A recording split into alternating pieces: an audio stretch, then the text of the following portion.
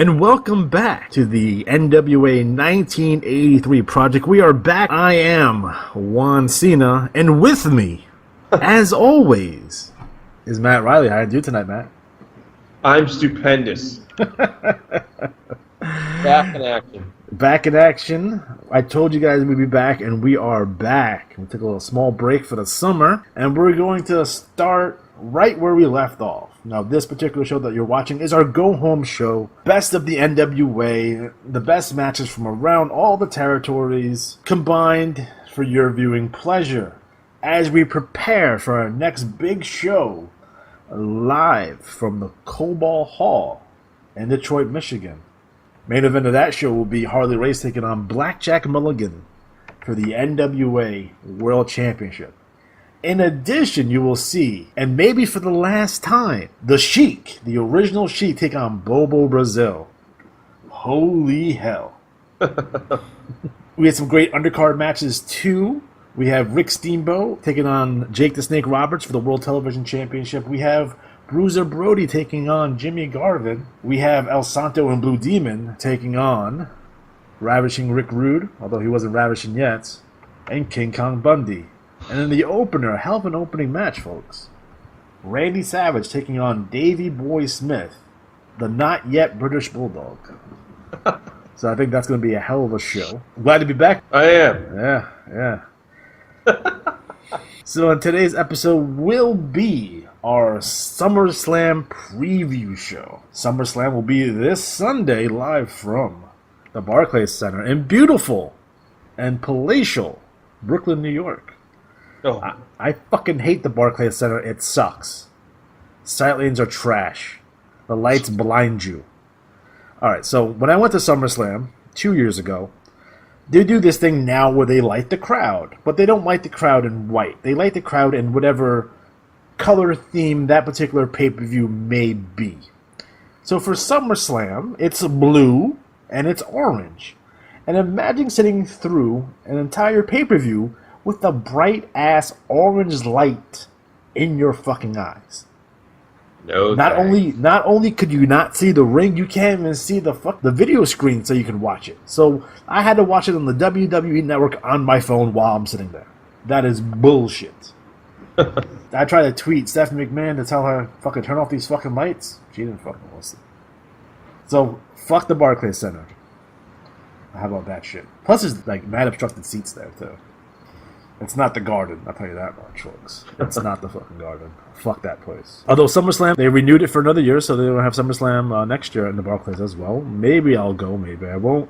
Maybe I'll just go to TakeOver, which is probably the better show overall. Although this year's show is pretty lacking, in my opinion, versus prior years. Is that because, do you think the whole Drew Galloway, Robbie Roode thing gets too much of a feel of TNA? Yeah, I think so. I think that's exactly it. Although I do love both of those performers a lot. I just want to see them doing different things with different people. You know, it's just.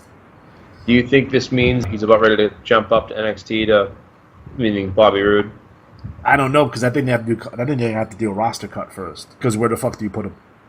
The roster's fucking enormous right now. Probably the biggest it's been since the late fucking 80s. Like, that roster is just fucking huge. And there's a lot of guys that are not really doing anything right now that you can probably cut. There's actually some guys who are doing things that should be cut. Because either they're not ready for prime time or they're just terrible. I'm looking at you, Baron Corbin. But when NXT, when we had like Kevin Owens on top and we had, Sasha and Bayley, 2 years ago, may have been one of the best wrestling shows I've ever seen in my entire life. I've been to a lot of them. It's a deal because if you want to do it the right way, and if you have the means, I do recommending it doing this way. Historically, there's always been an indie show that Friday. So it might be Ring of Honor, it may be Global Force. There's always someone around, Evolve.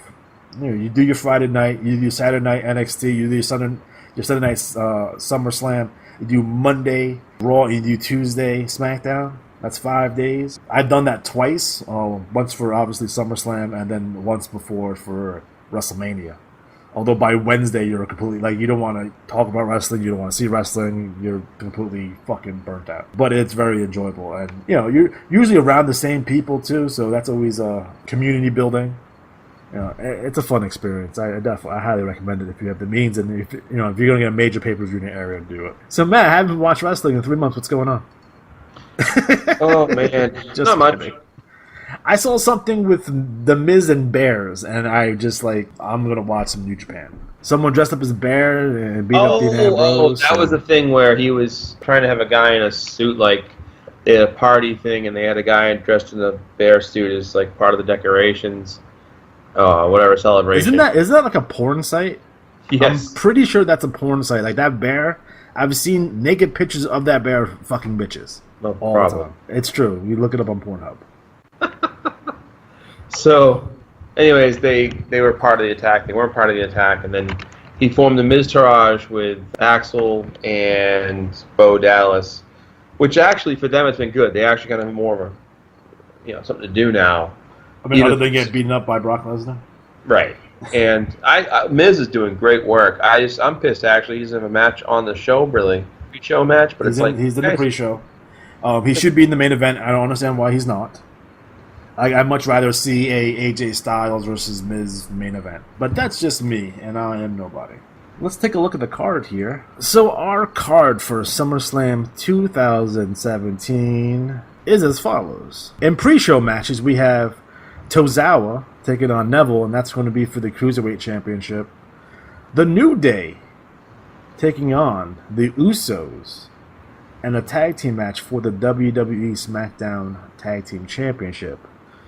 And our third in our pre-show main event, the Hardy Boys and Jason Jordan, what the fuck, taking on The Miz and his Miztourage of Curtis Axel and Bo Dallas with Maurice. In addition, we have Cesaro and Sheamus, or as I refer to him, Shitness, taking on Dean Ambrose and Seth Rollins. We have Finn Balor taking on Bray Wyatt. We have John Cena taking on Baron Corbin. We have Big Show versus Big Cass. Randy Orton versus Rusev. AJ Styles taking on Kevin Owens, and that will be for the WWE United States Championship. Jinder Mahal taking on Nakamura for the WWE Championship. Alexa Bliss taking on Sasha Banks for the Raw Women's Championship. Naomi taking on Natalya for the WWE SmackDown Women's Championship. And in our main event, we have Brock Lesnar with Paul Heyman versus Roman Reigns, Samoa Joe, and Braun Strowman. Now, this will be a fatal four-way match for the WWE Universal Championship. So, Matt, how does this card stack up? Oof, bits and pieces I like. I think the main event should be interesting. I'm just curious if it's going to be one of those things that they're going to swerve. But I would like to see Miz in a better feud. For a while, they only had him essentially working with Dean Ambrose, and you know how I feel about Dean Ambrose. Yes. I like the dynamic of the Seth Rollins versus Dean Ambrose tag team teasing a turn. I can see them winning the tag belts. I just call it a hunch, but I have a feeling they're going to win the tag belts, and we might see a turn later on where they have a rematch against the guys or something like that, and one of them turns on the other. Like Barry Windham and Lex Luger? Yeah, baby, my favorite turn. Barry, no! Barry, no! Even better if Dustin Rhodes puts on his dad's mask and storms the locker room. Yeah, which, by the way, Barry No was my phone ringer at one time. Yes. He said, Barry No! Barry No! What the hell? Didn't he leave the limo, too? Like, he was, in the limo and he gave the four fingers? No, awesome. he was walking away. He turned back, gave the four fingers, and then walked to the locker room. He may have gone to the limo at some point and done the four fingers, but awesome. He was a fun part. See, that's the thing. I'm trying to think of a match that I'm excited about. I didn't know for a fact that AJ Styles, Kevin Owens are going to have a hell of a match. Yeah, but what's Shane doing with it? He's the special guest referee, and he's going to do something spectacular. He's going to jump off a helicopter or something. I think they're going to have a hell of a match. I don't think anyone gives a shit about Randy Orton and Rusev, and I feel bad for Rusev because he probably deserves better at this point, and Randy Orton should probably sit home and get paid at this point because he is stale as fuck. He is stale as fucking 2-year-old fucking crackers. Jesus fucking... I like Randy. I think he's a great worker, one of the all-time greats, but he is stale as fuck right now. He needs to go away and come back. Finn Balor versus Bray Wyatt, then that's going to be interesting. I think that's going to be fun. Everything else on this show, I mean, Nakamura and Jinder Mahal. I don't know if Jinder has the skill to pull off a good match with someone of Nakamura's style. Like, I don't know if he's seasoned enough. It's not like, oh, we're going to have Nakamura versus AJ, who has worked that Japanese style before, and be able to pull off a good match. So that match has the potential of being a complete shit show. Especially if Jinder's timing's off, he might get fucking knocked the fuck out. That's a good possibility. Big Cass and Big Show. Apparently Enzo Amore is going to be suspended above the ring in a shark cage. Yeah. I'm looking for Enzo turn here on the Big Show, and he's going to rejoin Big Cass. At least that's my prediction. But we'll get into predictions in a little bit. Alexa Bliss, Sasha Banks. I think they should have a good enough match. I think that match will be fine. I don't think it'll be... It's not going to be Sasha Banks and Bayley, but I think it's going to be... And Alexa's so fucking hot right now. Literally and figuratively. Right. She might be the hottest heel in the company. When she's not getting her ass slapped by 12-year-old boys. That's a whole other thing. Did you see that video? They did the thing where Nia Jax is carrying Alexa Bliss back to the locker room. So she's carrying her over her shoulder. And, she's walking, by the crowd. Like, this 12-year-old kid fucking comes across and just slaps her right in the ass. No shit. Yeah. And Nia Jax gave him a hell of a look. He flinches, and his dad starts fucking screaming at him, and then they're off and running there. But the sad part about this entire thing, there's a couple of different strange scenarios about this. Number one was the reaction this young man was getting online. Just like most of the things in the country right now, everything tends to go to the extremes. So, there's a group of people that are like, oh, that kid's awesome. He's the greatest kid ever. I wish it was him. He should never wash that hand ever again. And then there's, on the other side, people calling him a rapist. Right, of course, yes. And he should register as a sex offender, and he should go to prison for the rest of his life, and he's a terrible human being and should be shunned from society for the rest of his life. As is most things, I take my position in the middle. That kid was wrong. You should never, ever, ever touch the wrestlers. No matter if you're man, woman, or child, you do not touch the wrestlers. Period. Alright? But to say the kid's a sex offender, no. He's a 12-year-old kid. We don't know anything about this kid. He could be a kid that has special needs. You don't know enough about this kid to make that kind of a snap judgment. Especially, the evidence is pretty consistent that he is, because a lot of the wrestlers were, giving him their T-shirt and signing stuff for him like right before their matches, and they don't do that for the average fan. He could have been part of Make-A-Wish. He could have been part of a lot of different things, and he can be a kid with poor impulse control. That being said, having a son myself who is 10 years old. Kids are completely unpredictable, and they do fucking stupid shit all the time. Kids' parents are not bad people. They're not bad parents. But fuck, I have a fucking... I'm a 10-year-old son, man. He can literally do anything at any time. And if you're not watching, he will. You know what I mean? So, much the same like I was when I was fucking his age. So, I don't know what my kid's going to do. And if my son was in the same position, he might have slapped her on the ass, too. He would definitely, for me, got a stern talking to on the way home, a lecture, probably be grounded of some sort. And then if it was me personally, because I was front row, because this is on videotape, because it's gone viral, I would have put out a statement apologizing to WWE and Alexa Bliss. And this kid's family did not choose to do that for whatever reason. But I would definitely put out a statement like, hey, listen, we apologize. I apologize for my son's actions. He feels bad about it. I feel bad about it. My son is not a sexual predator. And I'm not a bad parent, so fuck off with that nonsense. But, the way society is today, you're just, a god, or should be in prison for the rest of your life and never being seen from ever again, so... Right, and there's also, I think, in the internet, that extremism, like you were saying, like, it's like, whoa, I've got outrage to express. We get it, you're outraged, fine, but, like, you show some judgment. Don't be a stupid person. Don't be a dumbass. Don't be a stupid. And I've talked about it, what we choose to do on this program, what we choose on doing on any of the shows that you're going to hear on Retro Wrestling Games is that since a very popular news network is no longer using the phrase fair and balanced, right. I'm going to use the term fair and balanced because we're fair and balanced. If something sucks, I'm going to tell you it sucks. If something was awesome, I'm going to tell you it's awesome.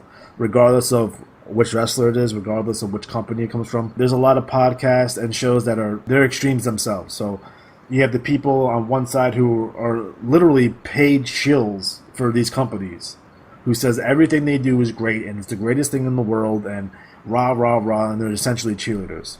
And then there's people on the other end of the spectrum that hates everything a particular company does, regardless if it's good or it's bad. And that's wrong. So for us here, we're going to be in the middle. So if the WWE does something awesome, we're going to say they do something awesome. If they do something shitty, I'm going to say that they're doing something shitty. If New Japan's doing something awesome, I'm going to tell you that it's awesome. If they do something that's shitty, I'm going to tell you that it's shitty. It's going to be real stuff. And I'm not going to take some of these die-on-the-hill extreme positions because, number one, it's never, ever, ever that serious, especially when we talk about professional wrestling. And some of those hills are not ones I choose to die on. It's okay to say something was, it was all right. It was meh.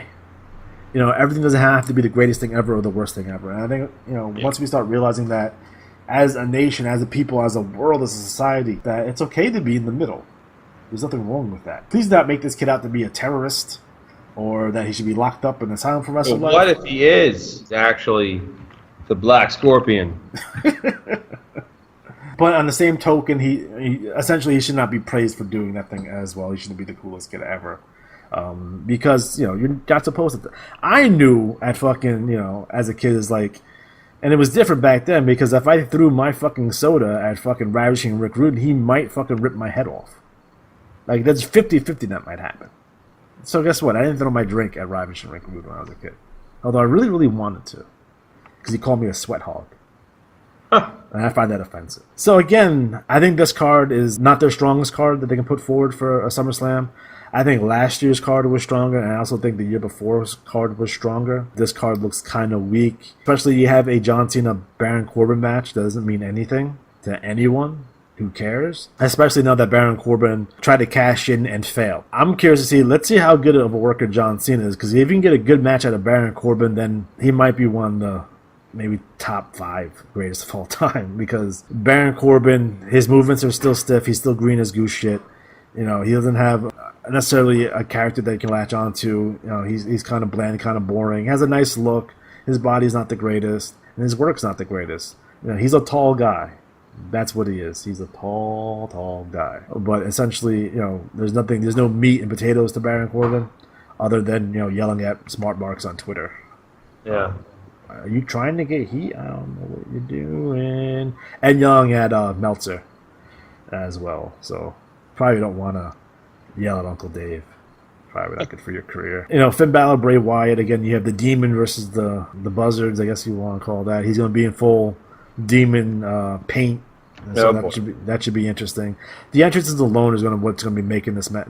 What's going to make this match? Again, you have the Fireflies and Finn Balor's entrance is actually really good. So curious to see what they pull off this match. Hopefully it's good. Although both these guys, looks like their stock has dropped quite a bit. These guys were both in title pictures, WWF Championship pictures over the past year, and this seems like we really have nothing for them to do, so we're just going to put them together type deal. In terms of Big Show and Big Cass, I like the feud. I like the idea of this feud. Although I think Big Cass has been exposed as someone that maybe needs a mouthpiece because I don't think he can do it on his own. He's a good enough worker. He's a strong enough look. Could he be a little bit more jacked up? Yeah, probably. This is another tall guy, and if this is a passing of the torch moment from one giant to another, then it's all aces for Big Cass. Look again, like I said, look for Enzo Amore heel turn here. Shark Cage. I haven't seen one of those in a while, right? They're dusting that one off. I keep thinking, well, maybe they're gonna do this or that, and I heard, well, maybe there's a rumor that he'll turn heel and reform. Whatever, because they kind of realize they're better off together. Big Cass, I like him, but everyone at first was like, oh my god, Big Cass, big things. He's been in the league less than a year, right? Yeah. Well, yeah. About a year. You know what they need to do? They need to put him in some Kevin Nash pants and a Kevin Nash singlet and give him a glove. And, yeah, he should just be Kevin Nash. Big Cass, can you be Kevin Nash? Can you show that level of personality? Because that was the big difference between Kevin Nash and a lot of these other tall fucking... Whether you like his work or you're not, but at least he had a personality. What a lot of these big guys, for some reason, don't exude a lot of personality, which is odd.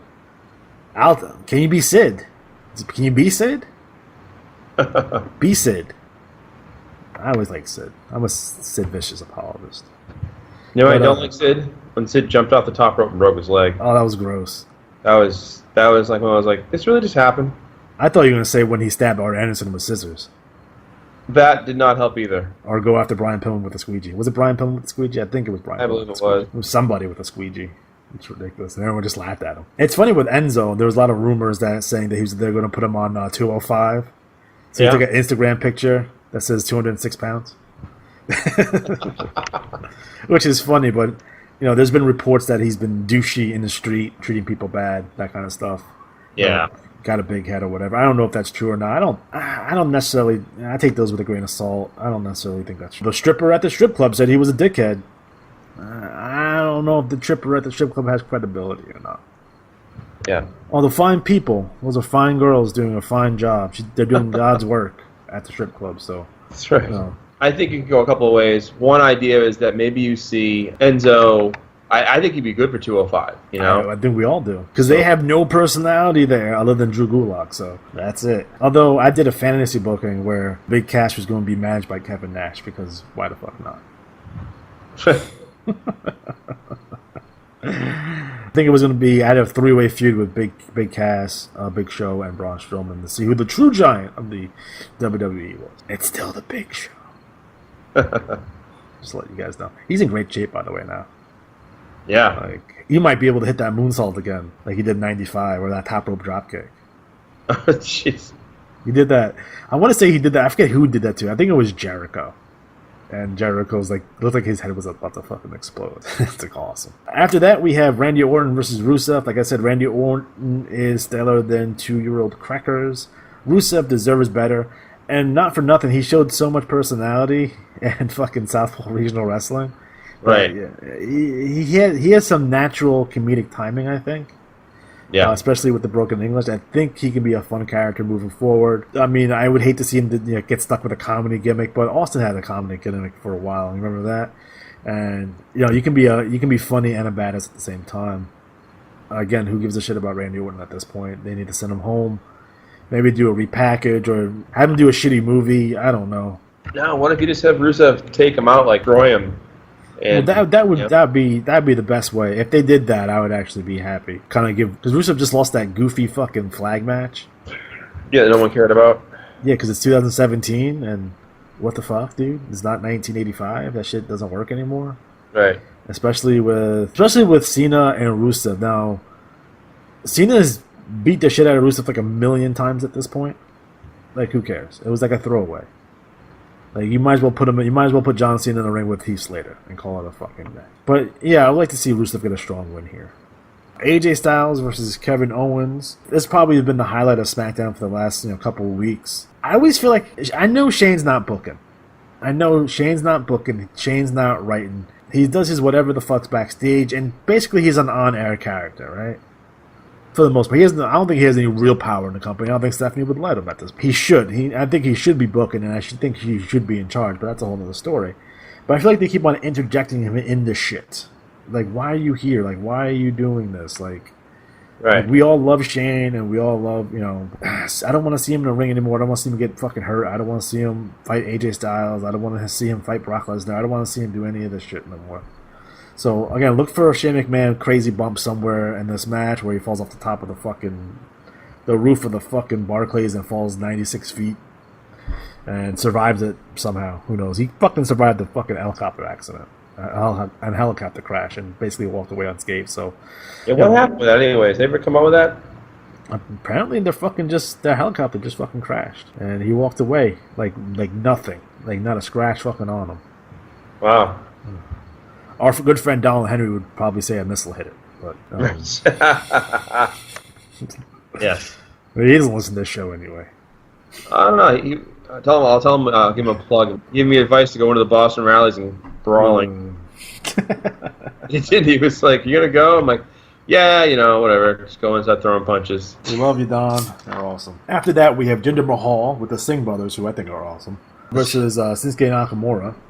Again, I don't know if Jinder is going to be able to adapt to the Japanese style, that strong style, for them to have a good enough match. I don't think he's seasoned enough to do that, but if he is, and if he can, this would shoot up his stock in my eyes 10 fucking fold. Jinder has been very underwhelming in his title runs so far. Not his fault, because I'm of the opinion if they were going to go with him and they're going to give them a push, they should have pushed him the moment he stepped back in the company and not made him a fucking jobber for. Yeah. You know, that's what they did, and then all of a sudden he's in the main event and then he's champion. Like what happened? There's no credibility. No. He would have been more over. He went up through the ranks and he won the IC and let people clamor for like a Jinder Mahal fucking title run, because people would have got behind him because he's been a jobber essentially his entire time in WWE, and seeing someone we like to see guys rise from the bottom to the top.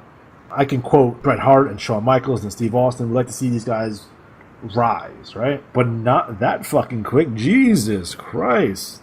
Yeah. A lot of people do say, like, oh, it's because WWE is going to be going to India and they want to have someone of Indian descent on top with the belt. First of all, fuck you.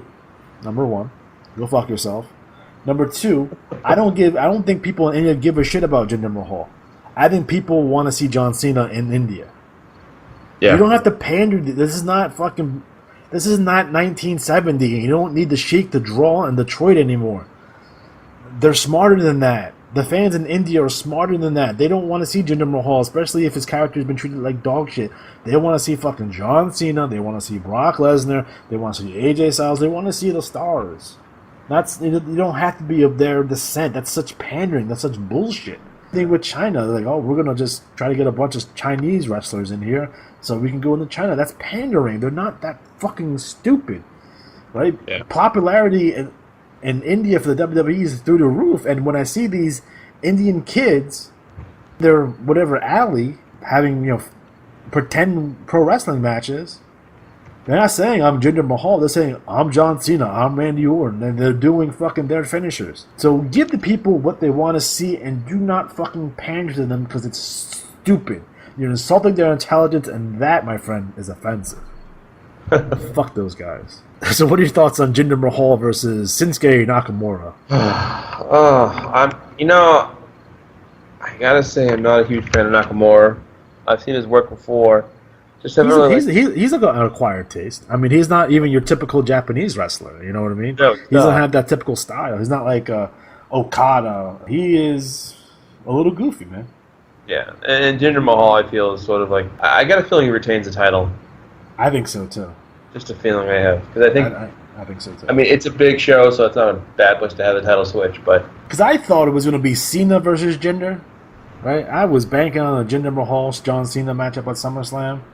With depending if John Cena was going to film something after SummerSlam, he would win the belt from Jinder. Not the case, so I don't know if they're doing a swerve, bro, and giving us something different here than what was expected. But you can tell by the quality of SmackDown since he's been champion that has gone down the fucking drain. But everyone, like they did at the Battleground, they had a fantastic show after Battleground, and like you are capable. It's not like you're incapable of writing good television for SmackDown. He's just choose not to for whatever reason. Next up, we have Alexa Bliss versus Sasha Banks, which I think was supposed to be Bayley at first until Bayley got that injury. Fucked up her shoulder pretty bad. I think, they're going to have a really good match. I think it's going to be very basic, and I'm hoping that Sasha Banks does not do a dive to the outside that lands on her face. Oh, God. Again. I like Sasha. Please stop. For the love of God, please stop doing that. You're going to hurt yourself for real. Like, you're going to break your neck. Stop doing it. Someone tell her not to do that shit no more. For real. Yeah. I think Alexa Bliss is the next to the Miz. I think she's the hottest here in the company. And I've been on her bandwagon for a while now. So I think it's going to be fun. What are your thoughts? No, I enjoy her. She's good. She's good in the mic. She gets a little funky here and there, but otherwise she's fine. But I enjoy, and I think too is that it's again, don't just have a title change to have a title change. Like let it ride, because that would just make it that much bigger when it does finally happen. Yeah, like she should hold on to that belt until we see Asuka come up, because she's having fucking fantastic matches in NXT, and Asuka is the longest reigning champion in wrestling right now. I want to say she's the longest reigning champion. I think she had 500 days as NXT Women's Champion. So next up we have Naomi defending the WWE SmackDown Women's Championship against Natalya. Natalya is the heel here. Yeah, I mean, I'm not in love with this matchup. I like Naomi. I like Natalya. They're both, really good. I do enjoy them. I just don't feel any heat from this. So this is, I think, is going to be pretty standard fare. Naomi probably retain. The rumor has it she's looking to retain because Mattel is supposed to put out a new SmackDown Women's Championship belt toy that's going to light up. So they may want to keep that belt on her for a while. I would say so. Yeah, it might be a good idea. And then we have Tozawa taking on Neville. Tozawa being managed by Titus O'Neil. And this will be for the WWE Cruiserweight Championship. I'm glad they stopped taping the ropes for the Cruiserweight division on Raw. That was good. I like Neville. Tozawa's, pretty good. Again, I'm not feeling much heat from this match. Again, that's probably why it's on the pre-show. Why isn't it like Neville's a heel, but he should be really feuding with Drew Gulak because, Gulak being the anti-cruiserweight, the anti-flips guy, he's doing that whole thing, and Neville being the epitome of flippy stuff. Like that feud should be. I agree, and it's not. And I just think it's funny that over the years. There's such obvious rivalries that they don't plug in. You think it's a case of them trying to be too smart, like they're trying to be cute? I do, and I think it's because a lot of the time they think they're going to put a better product or some kind of trick the fans. You know what fans like? Two guys they think don't like each other going at it, and even better if you say well, there's real float the thing. Oh, there's real heat between the two. That's why we're hesitant to put them on the card. And now the match is going to get that much more exposure. Someone help them, please. Next up, you have the New Day versus the Usos. I feel like they've had 1,000 matches. Am I wrong on that? Does someone have a counter for how many times the New Day and the Usos wrestled in a match? They have had actually 1,998 matches. You're just under. I'm sorry. So they're probably going to break up this feud once they hit 2,000, most likely. So that's 2 more matches. I don't know. New Day is getting a little stale for me. They need to revamp or God forbid, break them up or do something different with these guys because they're fun and stuff like that. And if that's what if that's what you want to be, you want them to be early on the card. They want them to get the crowd excited. They want them to be fun. Then that's fine. I feel like for the Usos, who are now are so much better than they were a year ago, and they're so cutting edge, and they're so, they should be elevated. And being in a feud with New Day is not elevating. I think they'd be better off, with someone else. That's the bottom line. With that, and then in our pre-show main events, the Hardy Boys and Jason Jordan, who's apparently Kurt Angle's son. Yeah, about that. Surprise. Literally the stupidest thing I've ever heard in my entire life. And yeah. It's not okay. It's not Katie Vick bad. There you go. I said something positive about this thing. It's not Katie Vick bad. So there you go. I don't understand how this is going to help Jason Jordan at all. I don't know by being Kurt Angle's son. Then what? I feel like they had this. They wanted to do a surprise, and I think they wanted to do Dixie Carter, but then they got cold feet at the last minute, or they couldn't finalize a deal with Dixie for being having an affair with Kurt Angle, which would have been awesome. It would be cool to see that on TV. So they kind of just threw, Jason Jordan is Kurt Angle's son. And they didn't go with Chad Gable, they went with Jason Jordan because, they're trying to trick people. Right. Chad Gable would be the obvious choice for that role. But, fuck that shit. Fuck those guys. And poor Jason Jordan, who's a hell of a talent, who is getting no reaction on television. Fucking not even Roman Reigns, we hate this shit. They're just nope, we're not even acknowledging that's fucking happening. They're trying to get off the rub off the Hardy Boys, which I understand. Sometimes you just have to kill something. Just kill it. Just kill it. It's the results were false. Fucking the Midnight Rider is really Jason Jordan's father, and fucking the computer results were wrong. Blah blah blah blah blah. We don't know who Jason Jordan's parents are. They're in the white Hummer apparently. And then the Miz. Why is the Miz on the pre-show? Why is Miz not in the main event? Why is the Miz not the fucking WWE champion right now? I cannot answer these questions because they don't make any sense to me. It doesn't. If you would have told me fucking 8 years ago that I would love The Miz. I thought The Miz deserves to be in the main event. I would have called you a goddamn liar because when I first saw The Miz, I thought he was a piece of dog shit. And I thought he was going to be the worst wrestler in the history of wrestling. And fuck that guy, and he sucks, and he's stupid. And over the past 4 or 5 years, he's completely changed my opinion, changed my mind, worked hard, is in great shape, has great matches, can talk on the mic. And I'm like, holy shit, see what happens when you work really hard? Ryback, this is what happens when you work. This is when you suck at first, and then you work hard, and you get better. Stop sucking. Because he sucks still. And he won't stop sucking. He doesn't know anything about anything. I've liked him for a while as far as it comes, as far as work ethic and wrest ability. But I think he works hard at it, and he's, from what I hear, a good guy. So anyone that was a wrestling fan first will always get the benefit of the doubt in my book. And there's no bigger fan of Attitude Era Wrestling than fucking The Miz.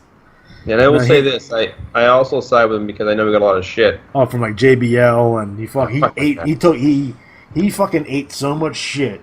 Because he's the reality TV star, and blah, blah, blah, blah. He ate so much shit and took that shit like a fucking man. Didn't bitch, didn't cry, didn't quit. To me, The Miz is all aces in my book. Period. Damn right. Yep. And then in your main event, we have Brock Lesnar versus Roman Reigns versus Samoa Joe versus Braun Strowman. Now, a Fatal 4-Way historically has been first person to get a pinfall wins. Although I don't know if they explicitly explain that on television or people are going to think this is an elimination match. I'm sure they'll explain it on, before the match happens and during the pay-per-view. But again, if it's first person to pinfall, look for Brock Lesnar not to be involved in the pinfall. If he's going to drop the belt, obviously Roman Reigns pins Braun Strowman or Samoa Joe pins. Look for something of that ilk if he's not going to retain. I don't think they're going to beat him at SummerSlam is what basically what I'm saying. I don't think Joe's going to beat Brock to win the belt. I think if any of those other three guys are going to win the belt, they're going to beat someone else, and then you can go on to down the road if Brock's going to stick around or if he's going to go UFC. You can always do a rematch. Well, I never lost the belt. I never got beat. Blah blah blah blah blah. And then you can say that for our next pay-per-view or the Survivor Series or Royal Rumble down the road. Although I think Samoa Joe probably should be the next Universal Champion. Mm-hmm. Case is still pending if that's going to be the case. Rumor has it that Roman Reigns' stock has dropped. Apparently, he didn't sell a lot of merch this last quarter. So there you go. That's what people claim. Can you turn them heel? Can you be like a legitimate heel, not a cheeky? In my opinion, he's a heel, but can we christen him as a heel, please? Maybe make Braun Strowman a babyface. Can we get Braun Strowman's not brown pants? The old classic double turn? You can do a double turn where Braun Strowman saves Roman Reigns from somebody, or Roman Reigns is mad because he lost the match and he's going to fucking murder someone and throw him in a dumpster, and Braun Strowman saves the day. Who would be a good candidate for that? Who's on Raw? There is no good candidates because no one's over. Okay, moving on. Did we not talk about Cesaro and Sheamus versus Dean Ambrose and Seth Rollins? Yes. Okay. Fuck those guys. So what do you think about Brock Lesnar, Roman Reigns, Samoa Joe, and Braun Strowman in the Fatal 4-Way match? What are your thoughts on that? I don't put the belt on Joe or Braun. I'd rather see Lesnar keep it. Right. As opposed to just another run for Reigns. It's because the question goes like, okay, if Brock wins, where does he go from here? Right. Continue with Joe? Is Kurt Angle coming out of retirement? Because that would be a way to go. Well, you could do if you want to keep here. If you want Angle to come out of retirement, here's your. He murders Jason Jordan. He basically destroys Jason Jordan. Gets some kind of match against him, and just destroys him. And comes out and he says, "That's enough, Brock." And Brock's like, "No." And just destroys him. And that builds up sympathy for poor old Jason Jordan because you have him do what I call the over-the-edge beating, where it's like fans go from oh, yeah, to, oh, shit. Like have the refs throw up the X, have him kick the ref in the face, have him go full berserk. Should he bust him open Orton style? Bust him open. We do need more blood on television. I'm sorry. It's the truth. Just a little bit. No, I'm not asking to go full Abby, okay? I'm just asking, can we go Luger in 88? Not Abby. Luger in 88. Oh, man. Vague wrestling reference. I should make Jake. I should make Jake's make us a song that says vague wrestling reference. Oh, just with the whole song. I'll tell you right, Jake, if you're listening, you want to make some money, man. Let us write you a song. You do the tunes, you do the lyrics. We will give you some lyrics of just random wrestling references that about 3 people will get. Yes. But they're gonna love it. Yeah. All right, so that is SummerSlam in a nutshell. I'm not excited. I gotta be honest. I'm not excited for this show. You know, I will be watching. I may not watch it live because I may have better things to do. Yeah. I may watch it on, I do have the WWE Network, so I might watch it at a later date or maybe later on that night. But I don't know. I'm not. I don't feel like I should stop everything to watch this, which is too bad. And it makes me sad. Let's quickly go over the NXT Brooklyn Takeover card. Let's see if we feel any better about it. We have Gargano versus Andrade Almas. I like Gargano too. Yeah. Aleister Black versus Atami, which should be a barn burner of a match. The Authors of Pain with Paul Ellering versus Sanity of Alexander Wolf, Killian Dane with Eric Young and Nikki Cross. Authors of Pain. Asuka versus Ember Moon. And Bobby Roode taking on Drew McIntyre. Okay. Yeah, this is probably one of their weaker shows, unfortunately.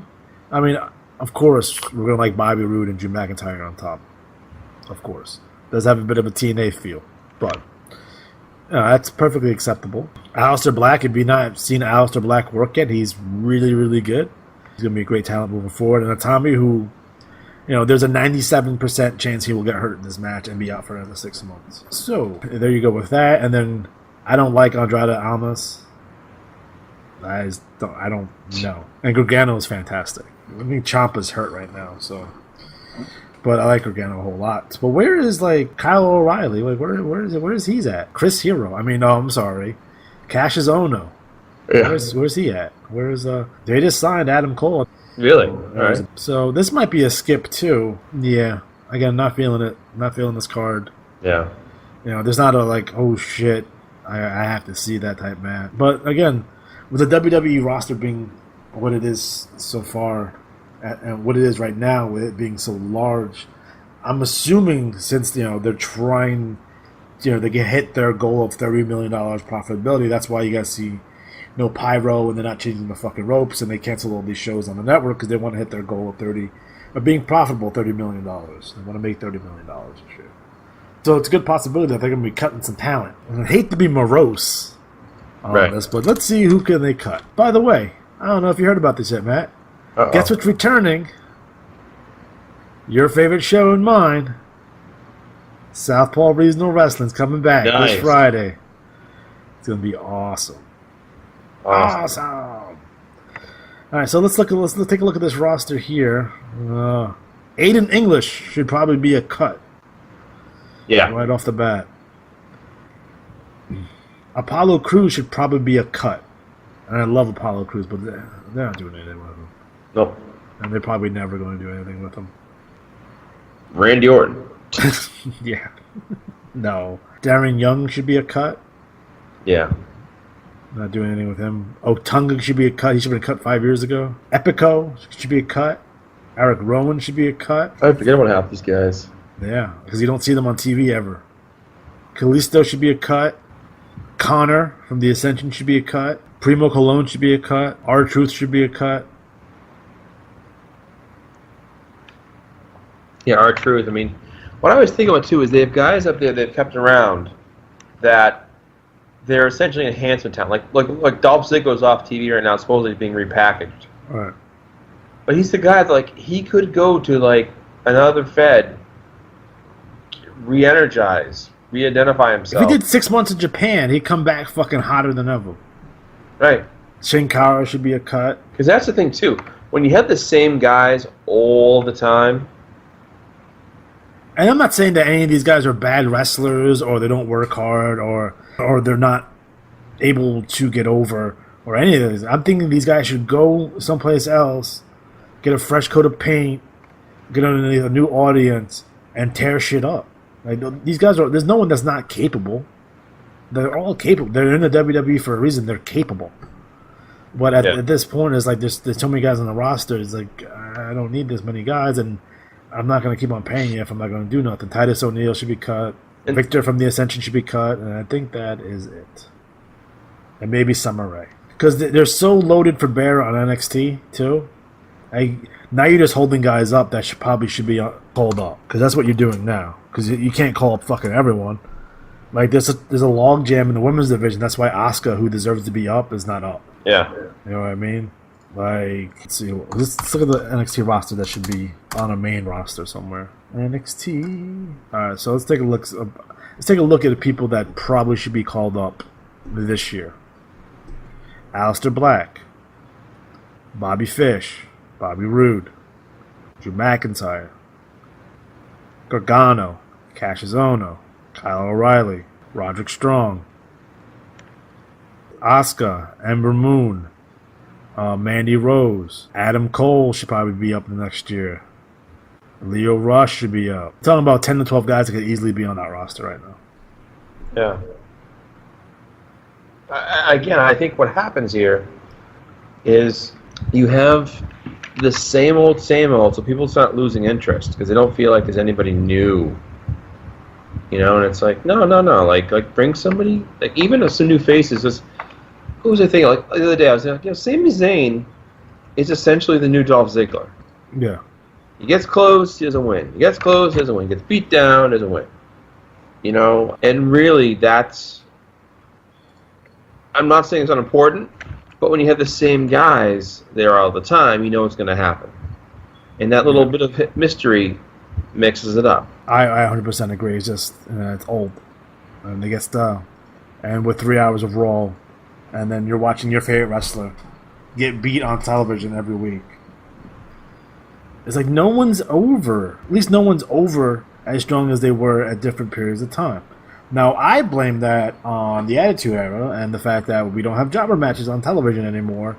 And what we have is main event matches on TV all the time. We have pay-per-view quality matches on television all the time. And they do 50-50 booking where 1 week they win, 1 week they lose, and they don't get any fucking strength.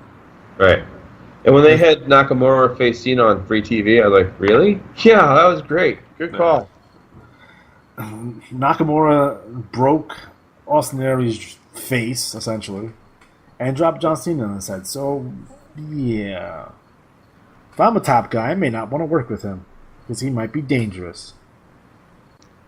Yep. He beat Brock Lesnar, though, in Japan. But really? It doesn't happen in WWE, it doesn't happen anywhere else. Right. Although the WWE has to do something, because New Japan's coming on so strong right now, by doing something really simple, it's just giving people what they want and what we want currently. It may not grow the product, but what the fans that currently watch right now, they just want good matches. Yeah. And that's what New Japan's doing. They're just like, we have an angle here and there, we do have promos, we do have all this other stuff, but they're not doing anything silly, they're not doing anything insulting our intelligence, and they're just putting on good matches. Like WWE, just put on good matches. TNA, Global Force. You want to grow? You want to get bigger? You want to do something? Just put on good matches. That's all. It's very, very simple. Yep. If you have the best in-ring product from bell to bell, you will succeed. And then when you need to kick something in the gear, you want to pop a rating, you want to do something, then you can do an angle. But it's just like angle frenzy. It's like, it's fucking great. It's fucking brown noise. Is what it is. Because it's the shits. Fucking slow it down. It's like we don't need everything. It's like watching WWE, and at times watching Global Force is like watching something like I'm on ADD. Like it's just fucking. It's overstimulating sometimes. I just watched 1992 Superstars. There was like 11 episodes in a row where nothing happened. It's just wrestling matches.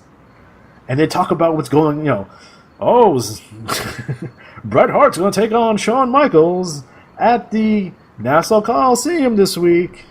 Be there. And then do a promo about the house show. And then just nothing happens. And just recap what happened from 10 weeks ago. And I'm like, this is awesome. You know what I mean? I don't have to be hyper-focused on it. I can live the rest of my life. I don't have to live on and die by every single word and segment. And it's like, chillax, bro. Just fucking relax. It's like, I want to watch fucking the Beverly Brothers squash a team. It's going to be awesome. Beverly Brothers are more over than half the roster. I wonder why. Beverly Brothers are more over than half the roster of today. That's because they got wins on TV. Because I hate to break it. Now, I'm going to blow some people's minds here for a second. I'm going to blow your mind right now, man.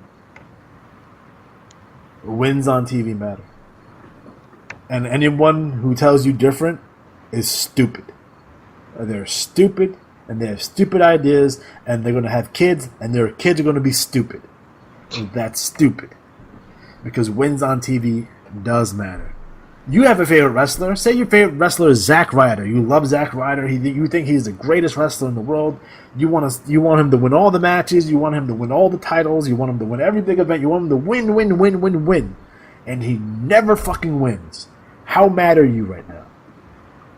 How hard is it to be a Zack Ryder fan? If this was 1989, every week you would see Zack Ryder win. And then you pay to see him lose on pay-per-view. Like Coco Beware. And Coco Beware is more over than Zack Ryder is today. Because he had a bird. Get this guy a gerbil. I'm telling you. He'll sell. Well, if you look in his trunks, it looks like he already has one in there. Oh, hey. Oh, take it easy. Look out. All right, guys, so we are officially out of time.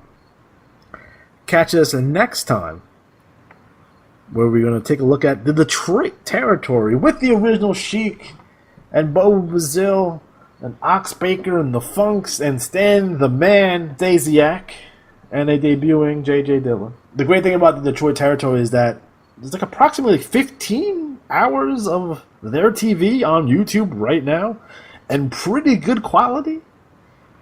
Like they may have took these right off the Masters. Like they're really good, especially for like the early to mid 70s. Like it doesn't look like shit. Nice. Like it looks better than Memphis in 1989.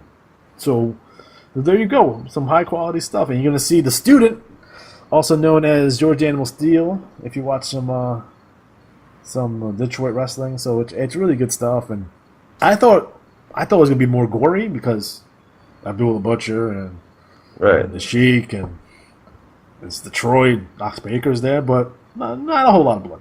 So that's good. So it's just it's good wrestling, good wrestling. It's quality stuff. So we'll go over the Detroit territory and talk about the we'll get in pretty long form and pretty in depth on the Sheik's territory and how it. So we get pretty in depth about the Detroit territory. How it started. When did it rise to prominence and how it finally died out. And I made a joke earlier that, hey brother, you need the Sheik to draw in Detroit. Instead, they do 96,000 people in the fucking Silverdome, so without the Sheik. So we'll talk about that, and then whatever topics from This Week in Wrestling appears, probably do a SummerSlam Fallout portion as well. So be ready for that. Don't forget that we will be doing a new episode of Retro Wrestling Games Presents. We will talk about Fire Pro Wrestling S, 6-Man Scramble, and that's for the Sega Saturn. And we're going to talk about New Japan Pro Wrestling invading the United States and why did that happen? Why is it working? And what does the future hold for Japanese wrestling in the United States? So stay tuned for all of that. So for Matt Riley, I'm Juan Cena.